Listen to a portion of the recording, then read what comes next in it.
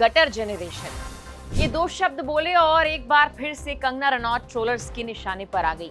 लेकिन फिर से इसीलिए क्योंकि ये पहली बार नहीं है। इससे पहले भी कंगना अपने बयानों और विवादों की वजह से कई बार सुर्खियों में रह चुकी हैं। किसान आंदोलन के दौरान दिया गया बयान हो, चंडीगढ़ एयरपोर्ट पर सीआईएसएफ कांस्टेबल कुलविंदर कौर का थप्पड़ कांड हो, ऋतिक रोशन के साथ कानूनी लड़ाई हो या फिर 1947 में भारत को भीख में आजादी मिली वाला बयान, हर बार कंगना के एक बयान ने देश भर में नई बहस छेड़ दी। यही वजह है कि उन्हें कई लोग कंट्रोवर्सी क्वीन तक कहने लगे। तो इस वीडियो में हम आपको उनकी कुछ कंट्रोवर्सीज बताएंगे, उनसे जुड़े विवादों पर बात करेंगे जिन्होंने हर बार उन्हें सुर्खियों के केंद्र में लाकर खड़ा कर दिया। साल 2020 में 3 कृषि कानूनों के खिलाफ किसान आंदोलन चल रहा था। इसी दौरान कंगना रनौत ने आंदोलन में शामिल बुजुर्ग महिलाओं को लेकर एक विवादित ट्वीट किया था। उन्होंने वायरल एक तस्वीर शेयर करते हुए ये दावा किया कि ऐसी महिलाएं 100-100 रुपए लेकर प्रदर्शन में बैठती हैं। इस बयान पर देश भर में भारी विवाद हुआ और किसानों के साथ साथ कई नेताओं ने भी उनकी आलोचना की। बाद में कंगना ने ट्वीट तो हटा दिया, लेकिन विवाद यहाँ खत्म नहीं हुआ।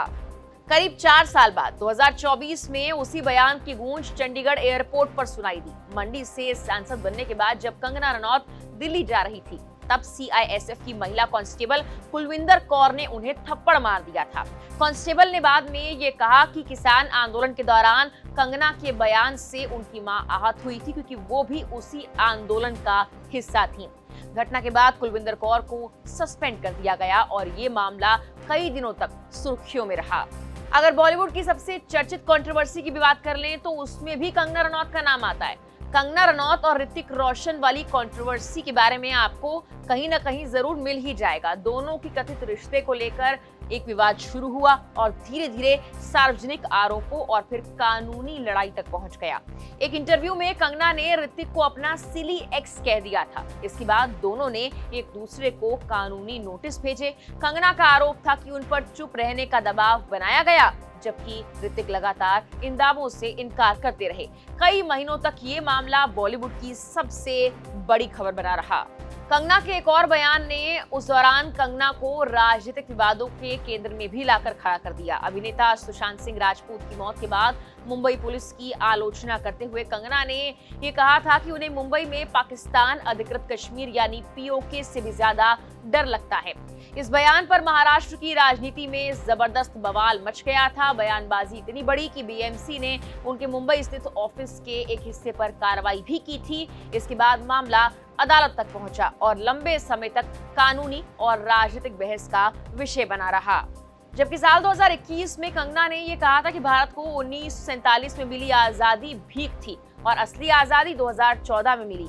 इसी बयान पर विपक्षी नेताओं, इतिहासकारों और कई सार्वजनिक हस्तियों ने कड़ी आपत्ति जताई थी। आलोचकों का ये कहना था कि ये देश की आजादी के लिए बलिदान देने वाले स्वतंत्रता सेनानियों का अपमान है। ये बयान आज भी वक्त वक्त पर चर्चा में आ ही जाता है। राजनीति के अलावा कंगना बॉलीवुड के कई सितारों पर भी वक्त वक्त पर निशाना साधती रही हैं। मणिकर्णिका के प्रमोशन के दौरान कंगना ने कहा था कि आलिया की अपनी कोई आवाज नहीं है और अगर उनका पूरा अस्तित्व करण जौहर की कठपुतली बनना है तो वो उन्हें सफल नहीं मानती।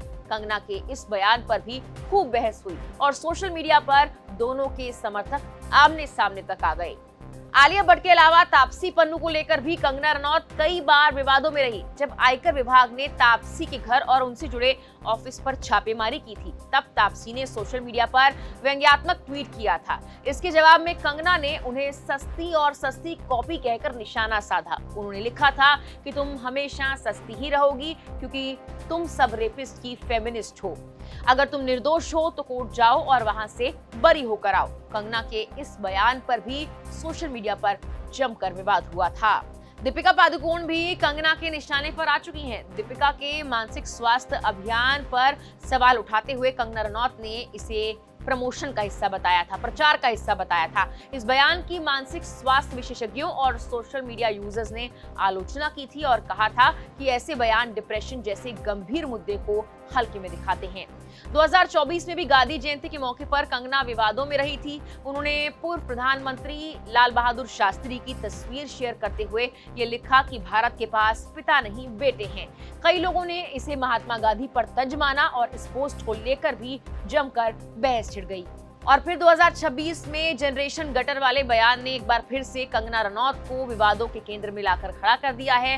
हालांकि कंगना का अब ये कहना है कि उन्होंने पूरी जेनजी नहीं बल्कि सिर्फ अश्लील व्यवहार करने वाले कुछ प्रदर्शनकारियों की आलोचना की थी, लेकिन सोशल मीडिया पर उनके इस बयान को अलग तरह से देखा गया और देखते ही देखते वो एक बार फिर से ट्रोलर्स के निशाने पर आ गईं।